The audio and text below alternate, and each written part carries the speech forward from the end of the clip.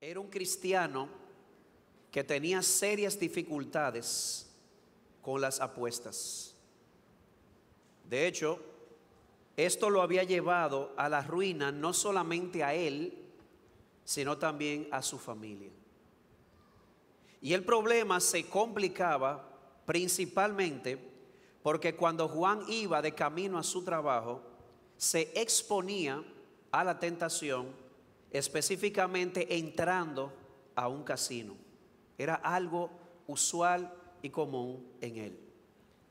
Y cuando él fue donde su pastor y le presentó el problema, él le dijo lo siguiente: pastor, sencillamente me siento impelido a entrar en el casino. Es que usted no entiende, no puedo resistir el impulso. Entro ahí como si hubiera un imán que me atrajera. Y el pastor sabiamente le preguntó: Juan, ¿y tú tienes que pasar cerca del casino y exponerte innecesariamente? Juan respondió: no. Así que el pastor replicó: bueno, entonces Juan, ¿por qué pasas por ahí y te expones innecesariamente? ¿Por qué te entras en la boca del lobo? A lo que Juan respondió con el sonido del silencio. Él no tuvo una respuesta. Simple y sencillamente, Juan pasaba frente al casino precisamente para ser atraído y seducido por su deseo.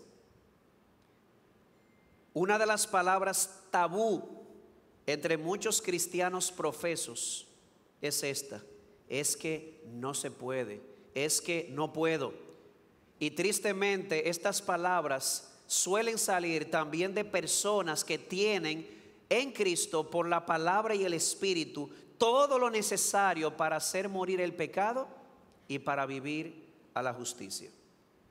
Sobre esto comenta Jay Adams, un famoso consejero: cuando los aconsejados creen que son impotentes, que alguna fuerza extraña y misteriosa los está atrayendo sin remedio, y dicen: es que 1 Corintios 10:13 no se aplica a mí, la verdad, dice Adams, puede consistir en que realmente no se han propuesto seriamente hacer la voluntad de Dios. Termina la cita. Y el propósito de este texto que hemos leído y que vamos a exponer es mostrar que si usted es creyente y yo también, entonces tenemos todo lo que se necesita. Todo lo que se necesita lo tenemos en Cristo para decir no al pecado, aunque eso signifique, como dijo Jesús en Mateo 5, tomar medidas radicales como sacar el ojo derecho o cortar la mano derecha. Y toda la información de este texto la vamos a estudiar en dos partes. Primero vamos a analizar el texto y luego vamos a ver algunas implicaciones y aplicaciones para nuestra vida diaria. Comencemos con el texto. Y en el texto hay dos cosas que queremos señalar. En primer lugar, una circunstancia, y en segundo lugar, unas palabras de aliento. Comencemos con lo primero, la circunstancia. Noten cómo inicia el verso 13. No os ha sobrevenido ninguna tentación. En otras palabras, Pablo comienza esbozando o presentando un panorama particular, y ese panorama particular tiene un nombre: tentación. No os ha sobrevenido ninguna tentación. ¿A qué se refiere Pablo cuando usa la palabra tentación aquí? Bueno, la respuesta más acertada es el contexto inmediato. Cuando usted mira todo lo que Pablo dijo en los primeros 12 versículos, les va a quedar muy claro qué es lo que Pablo tiene en mente cuando habla de tentación. En los versos 1 al 4, simplemente lo voy a mencionar, Pablo trae a colación la historia de Israel en el desierto. Una historia de muchos milagros, muchas maravillas, pero lamentablemente de mucho pecado. Específicamente, el pueblo de Israel en el desierto experimentó el poder liberador del Señor. Ellos estuvieron bajo la nube, ellos cruzaron por el mar. Y como si fuera poco, dice Pablo aquí, que ellos tuvieron el privilegio de comer y beber del alimento espiritual que era Cristo, la roca que les seguía. Luego en los versos 5 y 6, Pablo nos dice que a pesar de todo, a pesar de esos grandes privilegios que ellos experimentaron en el desierto, Dios no se agradó de la mayoría de ellos. De hecho, la mayoría de ellos quedaron muertos en el desierto. Y alguien pregunta, ¿y para qué Pablo trae la historia de Israel en el desierto? La historia de un pueblo que experimentó la bondad de Dios una y otra vez y que al final Dios no se agradó de la mayoría de ellos. Por lo tanto, la mayoría de ellos se quedó y no entró a la tierra prometida. Pablo dice que esas cosas se escribieron para darnos una enseñanza o un ejemplo a nosotros. ¿Ejemplo de qué? Si usted sigue leyendo, usted notará por qué razón Dios no se agradó de la mayoría de ellos. ¿Por qué la mayoría que vio el poder de Dios actuando y cuidándolos se quedó en el desierto?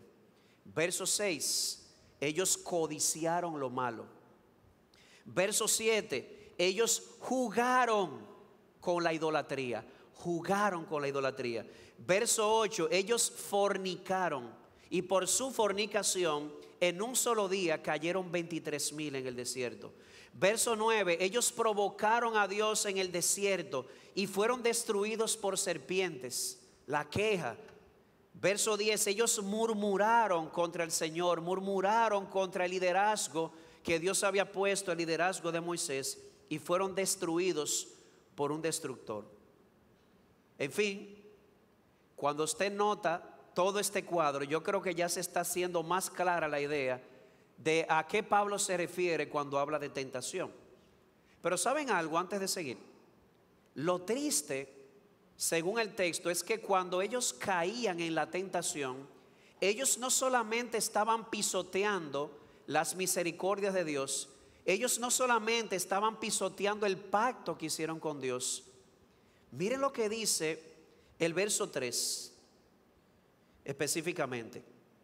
Y todos comieron el mismo alimento espiritual, verso 4, y todos bebieron la misma bebida espiritual, porque bebían de una roca espiritual que los seguía, y la roca era Cristo. Cada vez que ellos cedían ante la tentación de la codicia, la fornicación, la murmuración, no estaban solamente pisoteando las misericordias pasadas. Ellos estaban rechazando a Cristo. Ellos estaban rechazando a Jesús, que es el alimento y la bebida espiritual que satisface, porque querían buscar su satisfacción en las cosas creadas. Buscaron su satisfacción en las cosas terrenales antes que en Jesús. En el verso 11, Pablo vuelve a repetir que todas esas cosas sucedieron y se pusieron por escrito y se preservaron allí, precisamente para darnos un ejemplo. Un ejemplo primero a la iglesia en Corinto y ahora también a nosotros. Y después de ver ese panorama, ese ejemplo, Pablo viene con una lección clara a nosotros que hoy estamos viendo ese ejemplo. Verso 2. Por tanto, después de haber visto todo ese plano, todo ese panorama, el que cree que está firme, tenga cuidado, no sea que también caiga. Y es después de todo eso que viene entonces el texto de estudio. Verso 13, no os ha sobrevenido ninguna tentación que no sea común a los hombres, y fiel es Dios que no permitirá que vosotros seáis tentados más allá de lo que podéis soportar, sino que con la tentación proveerá también la vía de escape a fin de que podáis resistirla. Así que cuando Pablo habla de tentación en el texto, la idea primaria no es la de una prueba externa que viene a afligir a un hijo de Dios. La idea primaria es la de una tentación que viene de dentro del corazón. La tentación a codiciar, la tentación a idolatrar, la tentación a fornicar, la tentación a provocar, la tentación a murmurar. Y Pablo trajo todo eso a la iglesia de Corinto precisamente porque en la iglesia de Corinto estaban enfrentando la tentación de sacrificar cosas, de comer cosas o de experimentar cosas que habían sido ofrecidas a los ídolos. Y Pablo les trae el ejemplo para ayudarlos a ellos a no enfrentar la tentación como Israel la enfrentó en el desierto. Pero el asunto no queda ahí. Nosotros tenemos el cuadro doble ahora, porque Pablo puso esto por escrito bajo inspiración y nos puso allí el ejemplo de Israel y el ejemplo de Corinto, precisamente para que nosotros hoy, viendo esto, no enfrentemos la tentación de la misma forma que ellos lo hicieron. Pablo trae todo esto para ayudarnos a enfrentar la tentación de una manera distinta y para advertirnos contra esa mentira del diablo de que yo no puedo, cuando realmente si yo estoy en Cristo, yo sí puedo. Todo lo puedo en Cristo que me fortalece. Y es ahí entonces, después de entender el panorama, donde viene ahora las palabras de aliento. ¿Qué le dice Pablo a estos hermanos en medio de la tentación? ¿Qué tiene Pablo que decirle a una persona hoy que está experimentando la tentación a idolatrar, a fornicar, a murmurar? Bueno, Pablo le da aquí palabras de aliento, una forma de decir se puede, y se lo dice con 3 argumentos. Argumento número 1: nuestra situación y particularmente nuestra tentación no es única en el mundo. A veces tenemos la tendencia o la tentación a creer que la tentación que estamos experimentando es única e irrepetible y sin igual y sin paralelo en toda la historia. Pablo dice en el verso 13, no os ha sobrevenido ninguna tentación que no sea común a todos los hombres. O sea, si tú lo experimentaste, si tú estás luchando con esa tentación, te aseguro por lo que dice el texto que esa tentación no viene de Marte o de un planeta alienígena. No, esa tentación que tú estás experimentando ha sido común a los hombres. Sí, es verdad. Es cierto que existen características singulares alrededor de los problemas que cada persona enfrenta. Al punto de que es verdad que no hay tentaciones que sean exactamente iguales, pero al final los elementos básicos de la tentación estuvieron, están y estarán ahí. Porque aunque el mundo cambia, el corazón es el mismo. La tendencia del corazón de buscar su satisfacción en lo material antes que en Dios, eso es tan viejo como la caída en Edén. Me explico. ¿A qué tú estás siendo tentado ahora? Piénsalo. ¿Tú estás siendo tentado a codiciar los bienes de otro, la mujer de otro? Sí, Israel también. Entonces no es única. ¿Tú estás siendo tentado a la idolatría? Sí, Israel también. Tu tentación no es la única, pero yo quisiera aclararte algo. Saca de tu mente que idolatría necesariamente es hacerse una estatua de madera o de piedra e inclinarte ante ella. Si no te inclinas ante una estatua hoy, te estás inclinando ante las redes sociales y el celular. Ay, sí, pastor, yo soy tentado. Israel también lo fue, de una manera distinta, pero el principio es el mismo. Poner una criatura en el lugar que le corresponde a Dios. ¿A qué estás siendo tentado? A fornicar. Sí, Israel también. No eres el único. ¿A qué estás tentado? A la falta de contentamiento, porque las cosas no me salen como yo quiero, y por tanto a murmurar contra Dios. ¿Esa es tu tentación? Sí, Israel también lo pasó. Y mi amado hermano, vamos a ir más lejos aún. Jesús fue tentado.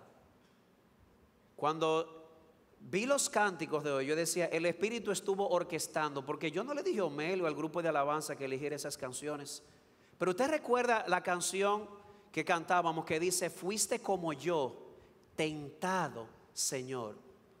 Mis hermanos y amigos, Jesús experimentó hambre, falta de sueño, falta de comprensión, odio, desaliento, traición, dolor. Jesús fue tentado como nosotros en todo, pero sin pecado, dice Hebreos 4:15. Y no solamente Jesús, grandes creyentes en la Biblia y fuera de la Biblia experimentaron tentación.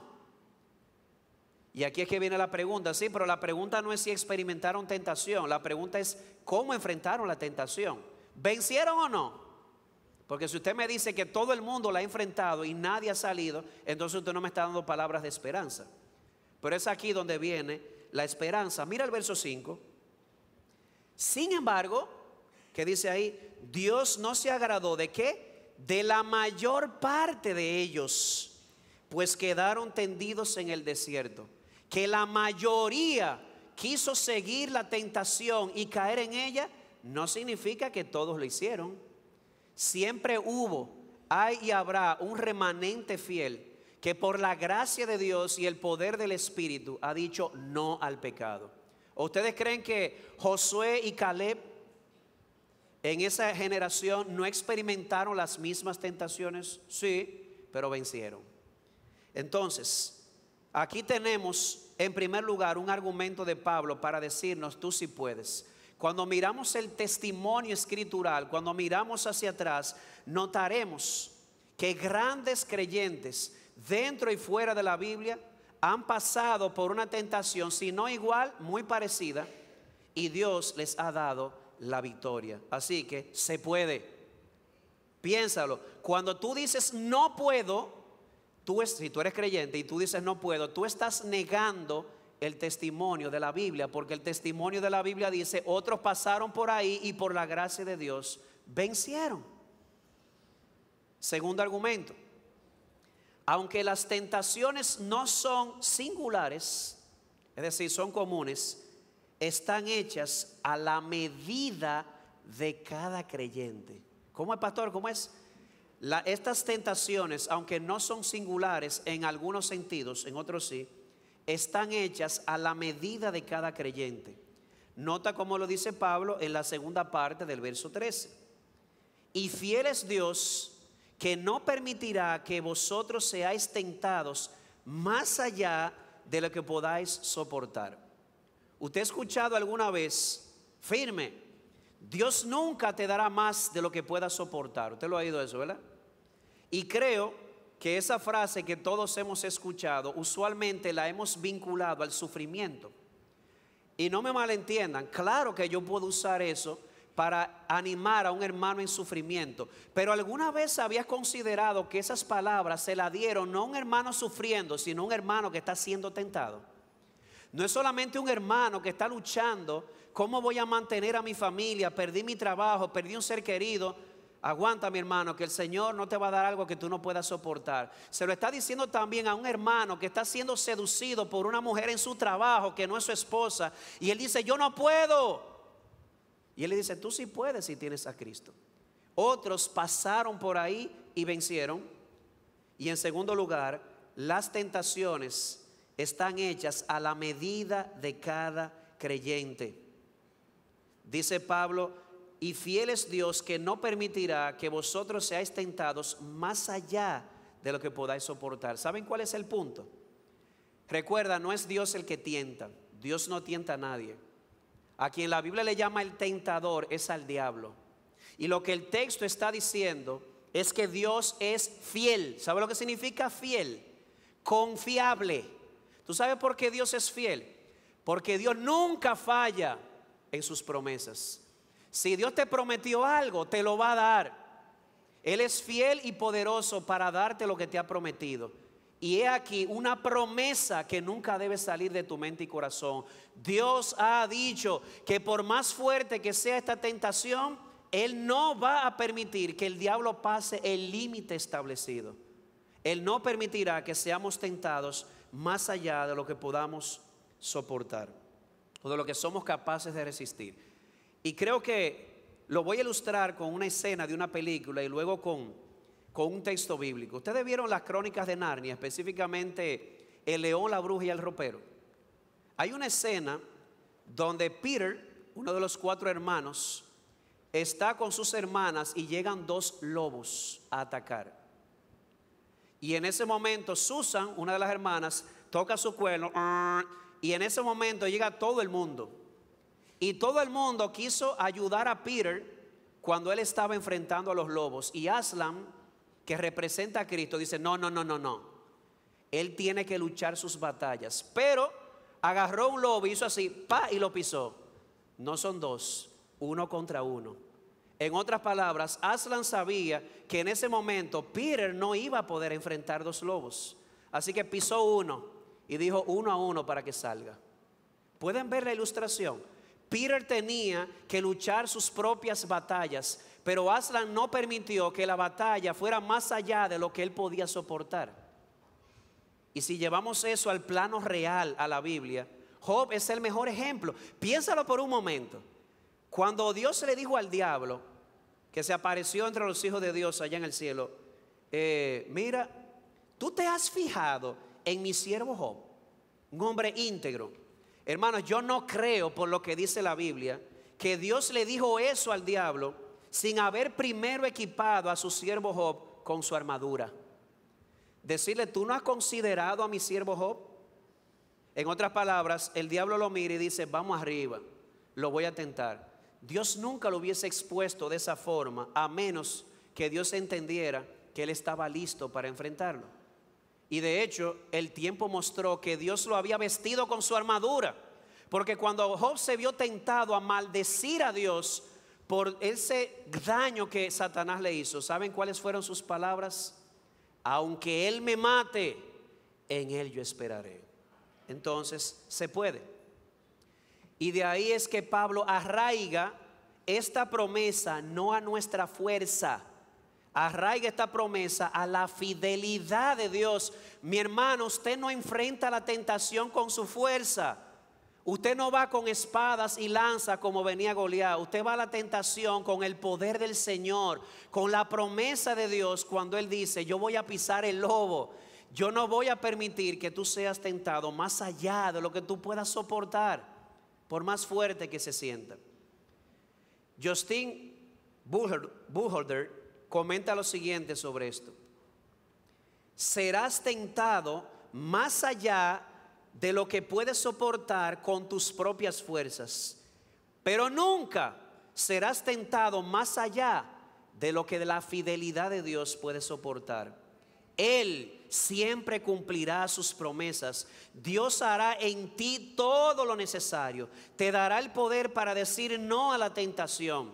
Si caemos, no es porque no pudimos soportar, es porque nosotros, al igual que los israelitas, preferimos buscar la satisfacción en nuestros antojos carnales con otras cosas terrenales que no son Cristo. Termina la cita.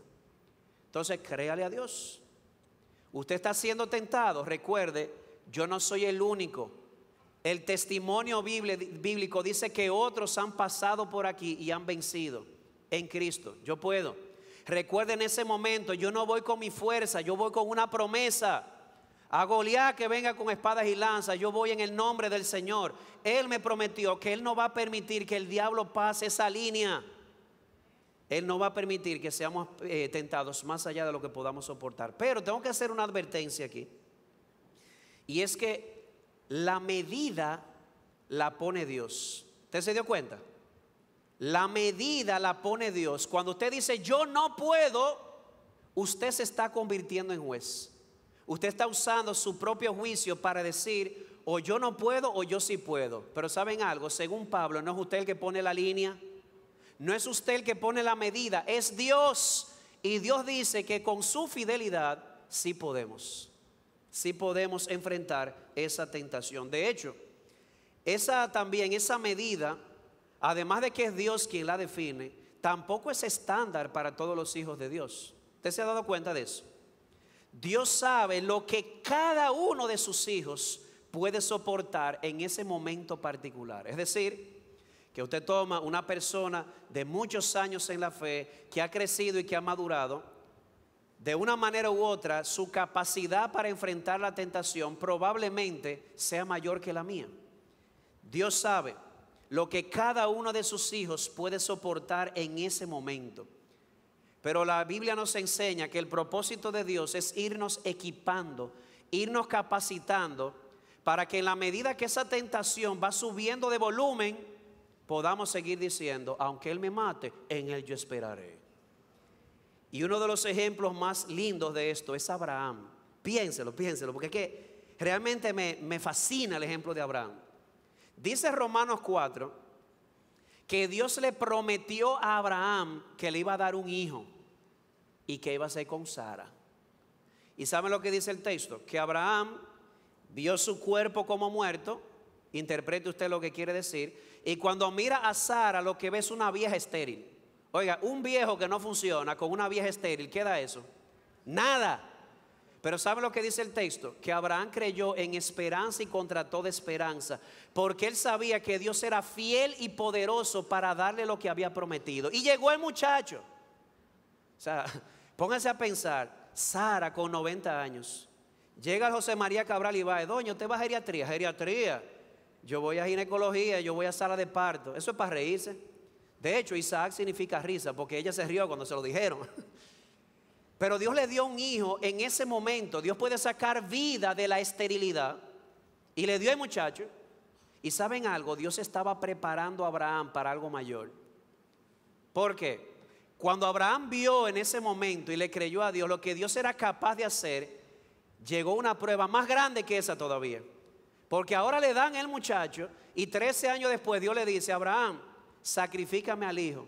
A Ismael, no, Isaac, el de Sara. ¿Y saben lo que dice Hebreos capítulo 11 y 19? Lo que en la narrativa de Génesis no nos dice, lo que había en el corazón de Abraham, lo dice Hebreos. Abraham dijo, vamos arriba, porque si Dios tuvo el poder para darme a Isaac en esa circunstancia, tiene el poder para resucitarlo de nuevo. Él sabía con qué Dios él contaba. Él no fue con su fuerza, él fue con la promesa. Ustedes pueden ver que Dios, cuando vamos a la tentación, no vamos solos, no vamos con nuestra fuerza, vamos con la promesa y con el poder de Dios. Así que cuando tú dices, si tú eres creyente, es que yo no puedo, no solamente estás negando el testimonio bíblico, tú estás negando la fidelidad de Dios. ¿Tú lo habías pensado así? Ay, no, pues considéralo, porque hay otros que han pasado por ahí y la fidelidad de Dios está contigo. Él no te ha abandonado, mi hermano, ni te va a abandonar. Dios no abandona a los suyos. Tercer argumento, juntamente con la tentación, Dios también enviará una salida a fin de que podamos resistir.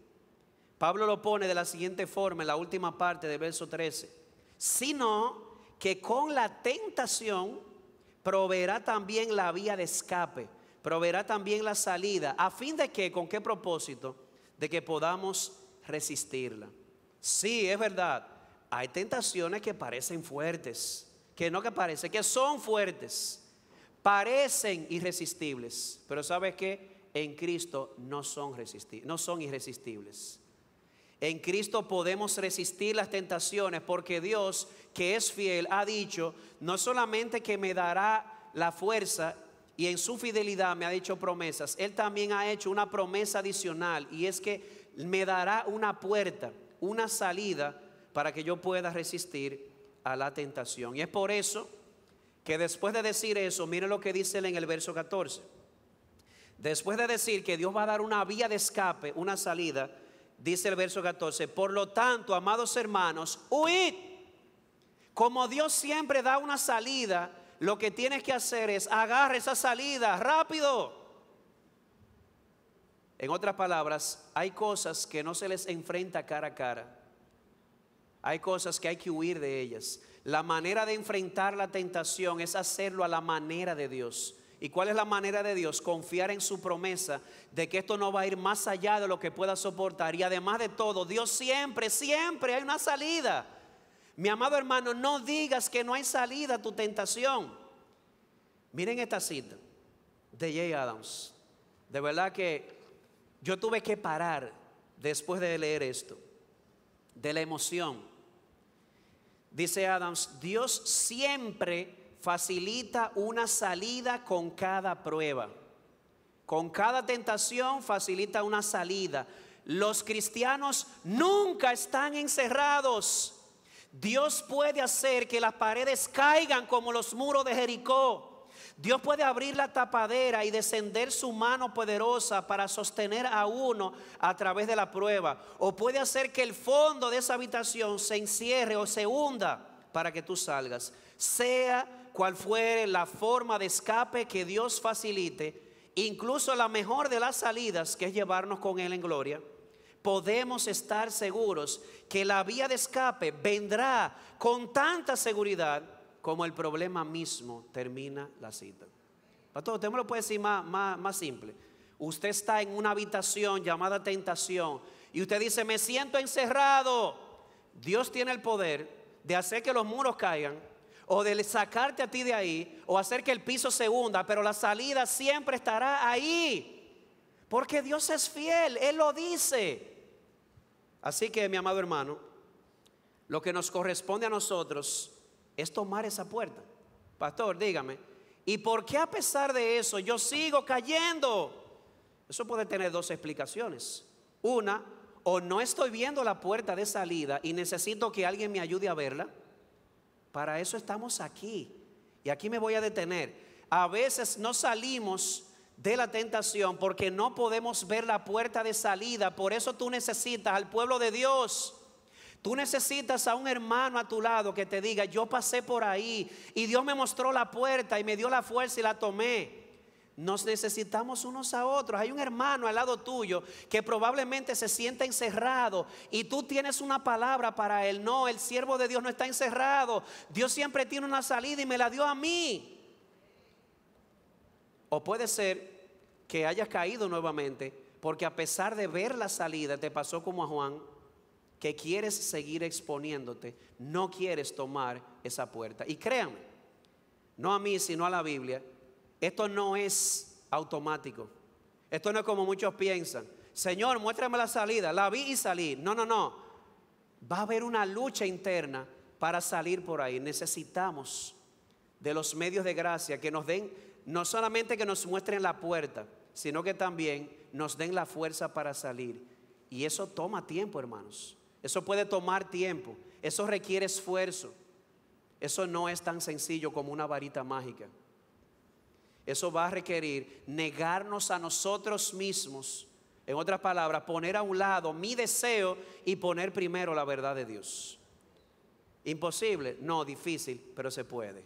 Todo lo puedo en Cristo que me fortalece. Así que oye, cuando tú, que dices ser creyente, dices que yo no puedo, tú estás negando el testimonio de la Biblia que dice que otros pasaron por ahí y pudieron. Tú estás negando la fidelidad de Dios. Y tercero, te estás negando a tomar la salida que Cristo te ha dado para salir de la tentación. ¿Qué aprendemos de aquí?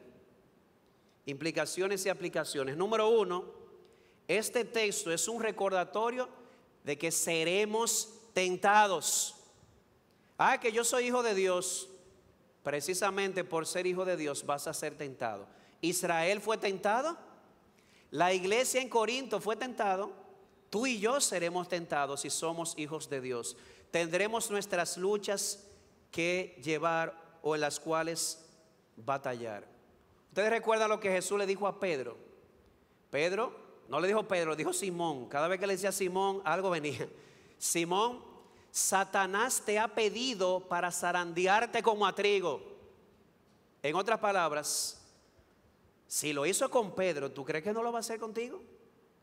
Imagínate a Satanás diciéndole: Señor, ese hijo tuyo del cual tú tanto hablas, yo quiero tentarlo, dame el permiso. Él llena su solicitud, su sello, su foto 2x2, la entrega. Y cuando Dios le permita y hasta donde Dios le permita, Él te va a tentar. Nosotros seremos tentados. Y de hecho, mientras más maduros somos en la fe, probablemente más fuertes serán los ataques. Pero que el ataque es muy fuerte. Si Dios lo permitió, significa que te va a dar la fuerza también para salir y la salida para que la tomes. Por lo tanto, debemos estar preparados, velando y orando para que no entremos en tentación. Segunda lección, este texto nos muestra cuál es la esencia de la tentación. ¿Cuál es la esencia? ¿Ustedes recuerdan lo que dijimos hace un rato? Versículos 3 y 4. Israel comió y bebió del alimento espiritual, de la roca que es Cristo, y prefirió otras cosas antes que a Cristo. Esa es la esencia de la tentación y eso no ha cambiado. Es la misma naturaleza. Cada vez que tú y yo cedemos a la tentación, estamos diciendo, preferimos lo creado antes que al Creador. Preferimos lo material antes que a Cristo. Preferimos lo temporal antes que lo eterno. Piénsalo. Mira las tentaciones de Israel. ¿Por qué tú y yo codiciamos? ¿Por qué?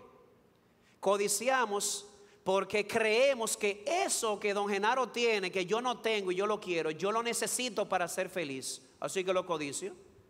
La idolatría. ¿Por qué idolatramos? Nuestros deseos alrededor de algo, porque yo creo que ahí está mi satisfacción y mi identidad. Y te tengo una noticia: eso solamente lo hace Dios, pero yo sigo en la misma tentación. ¿Por qué fornicamos? Porque creemos que el sexo nos puede dar más placer que el que nos da Jesús en la fidelidad. ¿Por qué provocamos y murmuramos? Porque cuando nos vemos en una circunstancia nos da la impresión de que hay algo más que necesitamos que a Jesús para estar satisfechos. Mis amados hermanos, la tentación, la esencia de la tentación es la misma. Tú serás tentado. El diablo te pedirá a ti, y si no es él, será uno de los súbditos de él. Y cuando tú seas tentado, no importa la forma que adopte, la tentación siempre será la misma. Tu satisfacción en el pecado, en las cisternas agrietadas de este mundo, o por la fe decir: no, Señor, mi satisfacción en Cristo. Quiera Dios, por lo tanto, convencernos por su palabra y por su espíritu que Cristo es lo que nosotros necesitamos. Él es nuestra satisfacción. Su voluntad es buena, agradable y perfecta. Todo lo tenemos en Cristo. ¿A quién tengo los cielos sino a ti? Y fuera de ti nada deseo en la tierra. O sea que además de tener un Dios que es fiel, tenemos un Cristo que satisface. Claro que lo tenemos todo para salir de la tentación. Además, recuerda, este texto nos muestra que por más fuertes y difíciles que sean las tentaciones, tenemos en Cristo todo lo que se requiere. Tenemos el testimonio de la Biblia que nos dice que otros pasaron por ahí y vencieron. Además de eso, tenemos a un Dios fiel que está de nuestro lado. Mi hermano, mire, ¿quién contra nosotros si Dios está de nuestro lado? Y el Dios fiel y poderoso que le dio a Abraham su hijo en su vejez y a Sara en su esterilidad, el mismo Dios que tenía el poder de levantar a Isaac de entre los muertos, ese es el Dios que está de tu lado. ¿Y sabe lo que dice Efesios? Que el mismo poder que Él usó para levantar a Cristo lo tiene a tu disposición y a mi disposición para decir no al pecado. ¿Y por qué lo puedo creer? Porque Dios es fiel. Tú no enfrentas la tentación con tu fuerza, tú la enfrentas con la fidelidad de Dios. Y además siempre tendrás una puerta de salida. Dios lo dice. Lo que tú y yo tenemos que hacer es tomar esa puerta. Pastor, ¿y cuál es esa puerta?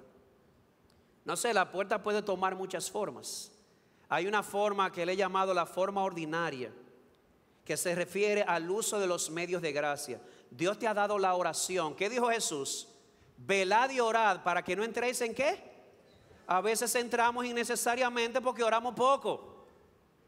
¿Ustedes creen que si un hijo me dice a mí: papi, dame una Biblia Thompson, te lo ruego? ¿Usted cree que yo le voy a decir que no? Yo tengo que empeñarla, voy a empeñar para comprársela. Porque un padre se deleita en darle buenas cosas a sus hijos. ¿Y usted cree que un hijo de Dios va a venir donde el padre: ayúdame, no quiero caer, no quiero pecar? Y que el padre no va a responder.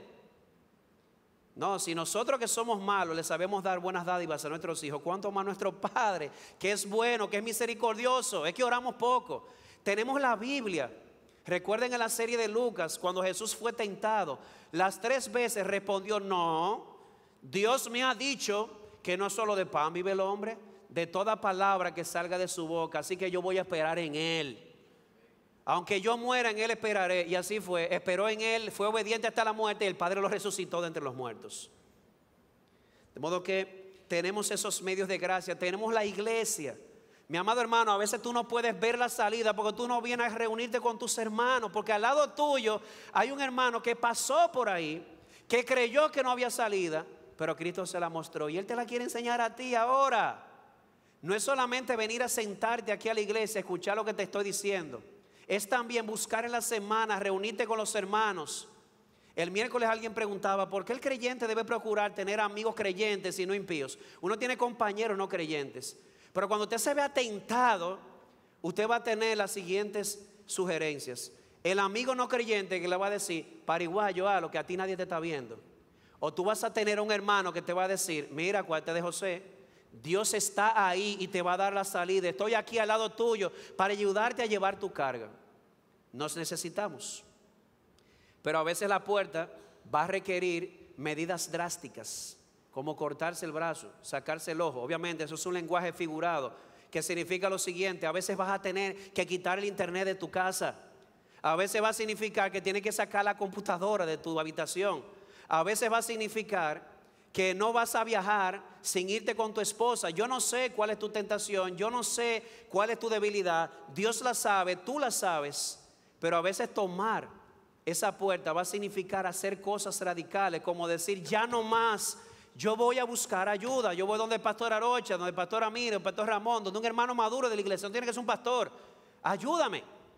Y yo sé que es difícil esa puerta, porque significa yo ahora exponerme, hablar de mi pecado, mostrando que me importa más mi corazón que mi reputación, porque mi corazón va primero, mi corazón con Cristo. Así que siempre hay una puerta, asegúrate de tomarla. Por último, yo quisiera cerrar con dos preguntas que alguien podría preguntar o alguien podría hacer. Primera, alguien podría decir, pastor, me siento identificado. ¿Ay, por qué? Yo soy testigo de eso. Yo me vi tentado hasta donde usted no se puede imaginar, pero Dios me ayudó a resistir, me dio la puerta y me dio la fuerza para salir por ella. Tengo victoria en Cristo. ¿Y sabe lo que decimos? Amén a eso. ¿Qué recomendación usted nos da? Ahora, utilice ese testimonio para ayudar a otros. Uno. Y segundo, ten cuidado. ¿Cómo así? Nos alegramos de tu victoria, pero no pienses, no supongas que tu victoria pasada va a garantizar tu victoria futura. Por eso Pablo dice en el verso 12, mire que el que quiere estar firme, que no caiga, mantente lejos. No te confíes de que yo puedo, así que me voy a acercar. Ustedes conocen esa historia de el rey que vivía en una montaña bien alta, y él mandó un anuncio por el periódico, necesito cochero que me baje en la ciudad una vez a la semana. Se aparecieron 3 candidatos y él le hace una pregunta muy astuta. ¿A qué distancia usted me puede bajar del precipicio? Y yo estoy seguro. Dice uno de ellos, mire, yo puedo bajar el coche a 1 pulgada de distancia del precipicio. ¿Usted está seguro conmigo? Dice el rey, ok, que león, nítido. Viene el segundo y dice, mire, yo lo bajo a usted a media pulgada de precipicio. ¿Usted está seguro conmigo? Dice el rey, bien, león. Dice el tercero, bueno, rey, yo lo voy a mantener lo más lejos posible de ese precipicio. Dice, a usted que yo lo quiero. A usted que yo lo quiero. Amado hermano, qué bueno que Dios te ha dado victoria, pero no asumas que la victoria de ayer significa que mañana vas a vencer automáticamente. Necesitas seguir vigilante. Necesitas seguir dependiente de los medios de Dios, porque he aquí que el que quiere estar firme, mire, que no caiga. Y aquí para cerrar, alguien dice, ya sea creyente profesante o sea una persona no creyente, señor predicador, dígame, ¿usted sabe las veces que yo he intentado salir de este adulterio? ¿Usted sabe las veces que yo lo he intentado, las veces que he tratado y yo no he podido? Le voy a decir cuál es mi tentación ahora. ¿Cuál es tu tentación? Mi tentación es que yo creo que no hay salida para mí. Pues déjame decirte que la salida más poderosa del universo ya Dios la dio. Él colgó a su Hijo en la cruz para salvarte de tus pecados. La salida más gloriosa en todo el universo ya Él la dio. Él sacrificó a su Hijo en la cruz y ha prometido que si tú te arrepientes y crees en Él, tomará tus pecados y Cristo los llevará. ¿Tú quieres más salida de ahí? Ya el pecado no tiene por qué ser un problema en tu vida. Bueno, pero está bien, yo creo que Jesús carga eso y me da la salida a la culpa. Pero ¿y qué del poder del pecado? Además de eso, Dios ha prometido darte su Santo Espíritu. Oye, tú tienes el Espíritu Santo, mi amado hermano, dentro de ti. Y si tú no eres creyente, te promete justificarte y darte el Espíritu Santo para que tengas la certeza de que Él te perdona y también te da la fuerza. Oye, perdón y poder, todo en un solo combo. Eso es posible en Cristo. Así que no te alejes diciendo, o no te resignes diciendo, yo estoy encerrado, no hay salida. Siempre hay salida y Cristo es la salida. Cristo es la puerta, no solamente que te saca del pecado, Cristo es la puerta que te entra a la presencia de Dios. Y si tú decides seguir ahí, es porque tú has decidido no creerle a Dios. Porque si le crees a Dios, ahora mismo, ni siquiera vas a esperar que termine esta prédica, tú vas a salir corriendo hacia esa puerta. Jesús, sálvame, sálvame de mi pecado. Ayúdame a ver que tú eres la puerta. Y no solamente eso, si te vas de aquí justificado, te vas con el Espíritu Santo y ahora con un nuevo poder en Cristo y además con grandes promesas aquí. Y eso no significa que las tentaciones no vendrán. Significa que ahora serás una nueva criatura con los recursos de Dios para vencer el pecado. Pastor, pero es que en esta tentación lo natural es ceder. Es que yo no estoy hablando de lo natural, yo estoy hablando de un Dios sobrenatural que puede sacar vida de la esterilidad. Y Él te ha prometido perdonar tus pecados y darte su espíritu para que puedas decir no al pecado. Así que, amados hermanos, el ejemplo de Israel, el ejemplo de la iglesia en Corinto están ahí para recordarnos que no deberíamos decir no se puede. Todo lo puedo en Cristo que me fortalece. Otros lo dicen, que han pasado por ahí, han salido. Dios ha dicho, el diablo no va a pasar esa línea nunca más allá de lo que no pueda soportar. Y tercero, aunque tenga que derrumbar las paredes como los muros de Jericó, siempre te dará una salida. Y ahora, juntamente con eso, por su palabra y por su espíritu, nos da la fuerza para tomarla. Vamos a orar. Gracias, Señor, te damos por habernos humillado. Nos sentimos humillados, oh Señor, porque hemos entendido una vez más que cuando pecamos contra ti, que cuando cedemos a la tentación, es simple y sencillamente porque no te creemos. Lo hacemos, oh Señor, porque creemos la mentira del diablo de que hay más satisfacción en las cosas de este mundo que en Cristo. Oh Señor, por tu palabra, por tu espíritu, convéncenos de que Cristo es todo lo que necesitamos, de que Él es nuestro Salvador, de que Él es nuestro Señor, de que Él es nuestro tesoro y que todo lo demás es basura en comparación a Él. Padre, gracias también por recordarnos que tú eres un Dios fiel, siempre cumples tus promesas y que siempre nos darás la salida para mantenernos firmes contra la tentación. Por tu gracia, por tu espíritu, danos la fuerza para tomar esa puerta cada día, para tu gloria, para nuestro gozo y para el beneficio de aquellos que nos rodean. Te rogamos también, oh Señor, que si hay alguien aquí ahora que cree que no hay salida, tú le muestres esto, que Jesús es la salida, que Él es la resurrección y la vida, que Él es el pan de vida, que Él es la puerta, que Él es el pastor, que Él es la luz del mundo. Y de que el pecado no es un obstáculo para Él, porque Él venció al pecado, a la muerte, al diablo y a todo el universo cuando murió en la cruz y se levantó al tercer día por tu poder. Oh Señor, concédenos ver a muchos hoy entregando sus vidas a ti, el Dios fiel y poderoso, porque te lo rogamos en los méritos de Cristo. Amén.